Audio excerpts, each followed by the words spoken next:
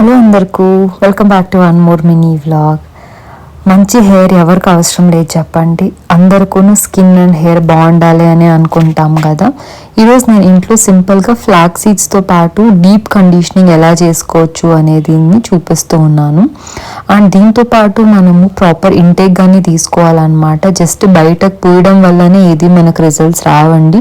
మనం తీసుకునే ఫుడ్ ప్రాపర్గా వాటర్ తాగుతున్నామా, బాడీని హైడ్రేటెడ్గా ఉంచుకుంటున్నామా, ఇవన్నీ ప్లేస్ అన్ ఇంపార్టెంట్ రోల్ అనమాట.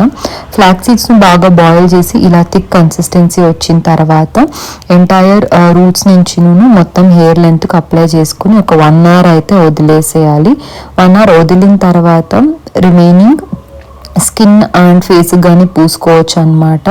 హెయిర్ ఏమో చాలా స్మూత్గా న్యాచురల్ కండిషనింగ్ అయ్యి ఇలా అయితేనే వస్తుంది. మీరు కానీ ట్రై చేసి ఎలా ఉంది నా కమెంట్స్లో అయితే చెప్పేసేయండి.